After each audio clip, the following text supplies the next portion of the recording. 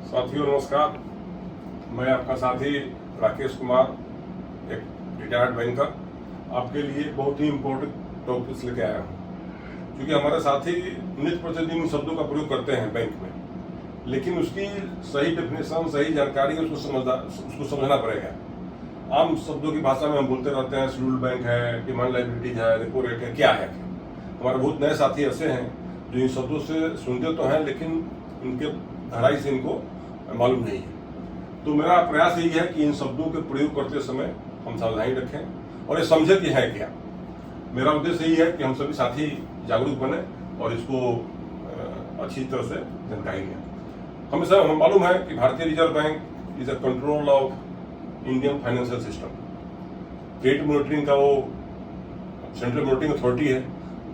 Central monitoring authority is a RBI. RBI के निर्देशन में ही सारे बैंक काम करते हैं। महंगाई कम करने की जिम्मेवारी, इन्फ्लेशन रोकने की जिम्मेवारी या बैंकिंग प्रशासन की जिम्मेवारी आरबीआई के पास है। RBI is the sole note issuing authority of the India.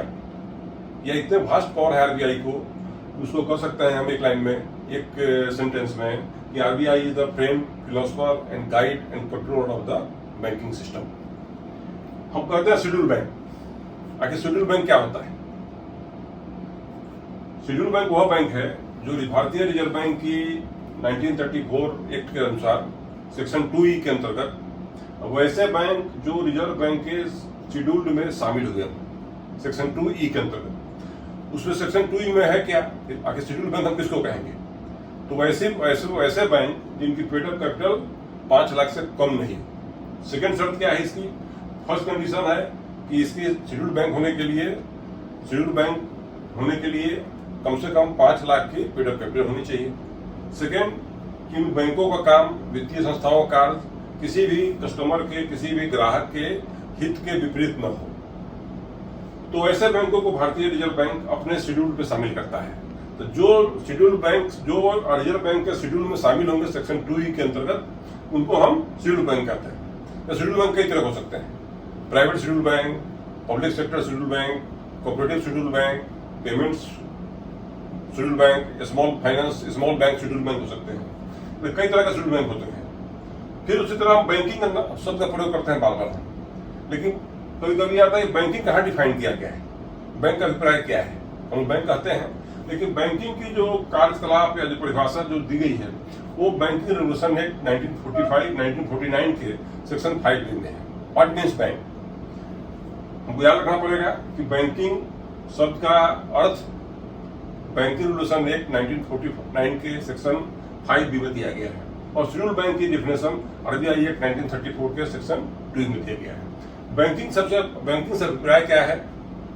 वैसी वित्तीय संस्था जो ग्राहकों से, पब्लिक से डिपॉजिट को रिसीव करे और उस डिपॉजिट का प्रयोग इन्वेस्टमेंट में करे या लोन देने में करे, और फिर जो ग्राहक हमें जमा किए हैं पैसा, money deposited by the customers, public, is repayable on demand, which is repayable by the checks, drafts and otherwise। मतलब ये हुआ कि बैंकिंग हम वहाँ कहेंगे जो संस्था बैंकों, जो ग्राहकों से पैसा लेती हो, जमा करती हो, और उस पैसे का, उस जमा का प्रयोग इन्वेस्टमेंट के रूप में या लोन के रूप में करे पब्लिक के लिए, और जो रुपया जमा है राशि उनकी बैंक में, उस राशि का भुगतान हम या तो चेक के द्वारा या ड्राफ्ट के द्वारा या किसी अदरवाइज मेथड से हम उसको करें, और एक ऑन डिमांड पेमेंट रहना चाहिए इसका। जैसे ग्राहक मांगे उस पैसे को तत्काल हमको वापस करना है, ग्राहक के मांग के अनुसार वो रिपेबल होना चाहिए। ये बैंकिंग की परिभाषा banking regulation act 1949 section 5B में दी गई है। तीसरा शब्द आता है हमारा बार डिमांड एंड टाइम लायबिलिटीज। आखिर डिमांड लायबिलिटीज क्या है? बैंक में जो हम रकम जमा करते हैं या जो ग्राहक बैंक में पैसा जमा करते हैं, बैंक के लिए लायबिलिटीज है। बैंक जो दूसरे को लोन देती है वो बैंक के लिए सेट्स है। तो नाम से ही स्पष्ट है, डिमांड एंड टाइम लायबिलिटीज। वैसा डिपॉजिट, वैसी रकम बैंक अपने पास जमा करे जो ग्राहक के डिमांड के अनुसार रिपेमेंट करना पड़े। It is the deposit which is repayable on demand of the customers, and the deposit which is payable on term किसी specific term, specific days, specific years, specific time के बाद पेमेंट किया जाए, उसको हम टाइम लायबिलिटी बोलते हैं। तो डिमांड लायबिलिटीज में सेविंग बैंक अकाउंट का वो पोर्शन जो ग्राहक के मांगने पर दिए हो तत्काल देना पड़ेगा। करेंट अकाउंट जो ग्राहक खोलते हैं हमारे यहाँ, उसको उनके मांग के अनुसार हमको पेमेंट करना पड़ेगा। या जो फिक्स डिपॉजिट है ओवरड्यू हो चुके हैं, जिनकी समय सीमा समाप्त हो चुकी है, उसको हमको ग्राहक को मांगने के अनुसार देना पड़ेगा। ग्राहक जब डिमांड करेगा कि भाई पैसा दीजिए तो देना पड़ेगा। टाइम डिपॉजिट हुआ है जो फिक्स डिपॉजिट के रूप में है, जो निश्चित अवधि के बाद हम ग्राहकों को लौटाते हैं। तो डिमांड डिपॉजिट के रूप में हम current account, saving account, fix deposit का वो हिस्सा जो ओवरड्यू हो चुका है, अति देय राशि उसको हम बोलते हैं, उसको हम लेते हैं।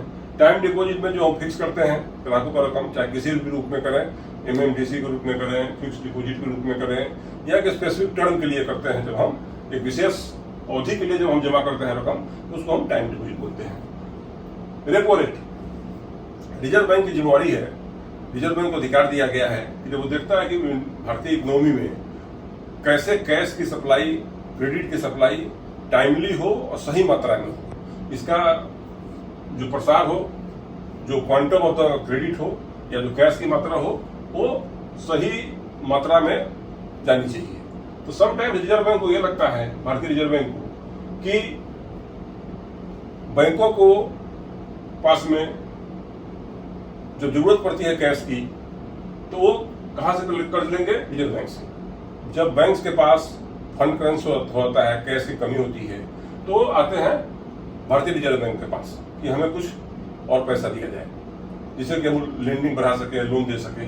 तो सपोज कीजिए किसी बैंक को अगर पैसे की जरूरत है, तो रिजर्व बैंक के पास आएगा। रिजर्व बैंक बोलेगा ठीक है भाई, मैं इतनी रकम दे रहा हूँ आपको, इतना पैसा दे रहा हूँ, उसके एवज में कुछ सिक्योरिटी हमको दीजिए आप। तो रिजर्व बैंक के पास जो सिक्योरिटीज होगी, जिसको गिल्ट एज सिक्योरिटीज बोलते हैं, वो सिक्योरिटी जमा करेगा रिजर्व बैंक में, और रिजर्व बैंक इसके सिक्योरिटी के बेस पर उसको कर्ज देगा। That is called repo rate. The rate, lending rate at which Reserve Bank of India lends to the bank is called repo rate. वर्तमान में 6.5% है। मतलब ये हुआ कि अगर हम 100 रुपया देते हैं किसी बैंक को उधार, रिजर्व बैंक देता है किसी 100 रुपये उधार, तो 6.5% का ब्याज लेगा उससे। तो ये रेट है जिस रेट पे रिजर्व बैंक ऑफ इंडिया अपने बैंकों को उधार देता है, रेट ऑफ इंटरेस्ट है, रेपो रेट जो कहते हैं।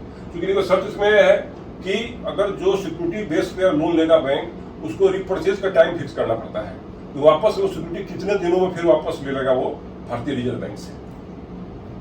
दूसरा है स्टैंडिंग डिपॉजिट फैसिलिटी रेट। इसमें क्या है, जब रिजर्व बैंक देखता है कि इकोनॉमी में या बैंकों के पास सरप्लस कैश हो गया, अभी कोविड के दरमियान हुआ ऐसा, जब देश में कोविड की महामारी फैली थी, तो बैंकों में लोन देने की प्रक्रिया बहुत धीमी हुई थी, अतः बैंकों के पास कैश बहुत सरप्लस हो गया था। तो रिजर्व बैंक जब ये देखता है कि सिस्टम में कैश बहुत ज्यादा हो गया, बैंकों के पास आवश्यकता है ज्यादा कैश हो, तो उसको वो अपने पास ले लेता है, बैंकों को देता है कि भाई आप अपनी जो अधिक राशि है आपके पास, वो हमारे पास जमा कर दीजिए। तो जो राशि बैंकों के पास एक्सेस पड़ी हुई है तरलता के रूप में, लिक्विडिटी के रूप में, उस रकम को बैंक भारतीय रिजर्व बैंक के पास जमा कर देता है। ये विदाउट कोलेटरल है, इसमें किसी प्रकार की सिक्योरिटी का प्रावधान नहीं है। ये नया अभी इंट्रोड्यूस किया गया है, इसको 6.25 रेट देता है। हमेशा ये standing deposit facility rate repo rate से हमेशा कम होगा, ये 6.25 का रेट है। मतलब ये हुआ कि बैंकें जब पैसा जमा करेंगी रिजर्व बैंक में, तो उस पर रिजर्व बैंक इनको 6.25% का ब्याज देगा। The rate at which RBI receives the money from the banks is called standing deposit facility rate. Reverse rate, repo rate, इसको सब्स्टिट्यूट कर रहा है, दोनों लगभग एक ही हैं। इसमें प्रावधान है सिक्योरिटी का, इसमें बिना सिक्योरिटी के भी रिजर्व बैंक आपसे, बिना सिक्योरिटी रिजर्व बैंक आपको कोई सिक्योरिटी नहीं देगा, जो कैश रिसीव करेगा, तो बिना सिक्योरिटी के आपको यहाँ रकम जमा करनी पड़ेगी। सपोज कीजिए जैसे मान लीजिए भारतीय स्टेट बैंक है, पंजाब नेशनल बैंक है, अपना सरप्लस कैश स्टेट बैंक के पास जमा करेगा, तो इसके एवज में रिजर्व बैंक इसको किसी तरह की कोई सिक्योरिटी नहीं देगी कि अपना गिल्ट सिक्योरिटी है, कोई सिक्योरिटी नहीं देगी इसको। ये स्टैंडिंग डिपॉजिट फैसिलिटी रेट है।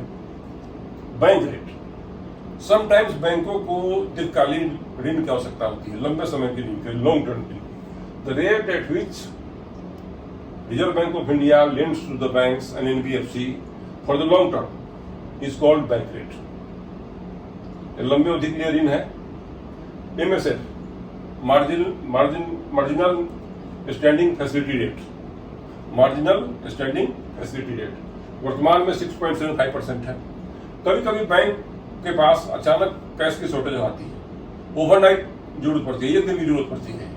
जितने बैंक के जो स्टेटरी प्रावधान है CRR SLR वगैरह में या CR में पैसे जमा करने हैं आपको बैंकों को, वो पैसे आपके पास नहीं है, बैंकों के पास पैसा नहीं है, तो बैंक भारतीय रिजर्व बैंक से इस रेट पर 1 डे ओवरनाइट रेट है इसका मार्जिनल स्टैंडिंग फैसिलिटी रेट पे वो उधार लेता है।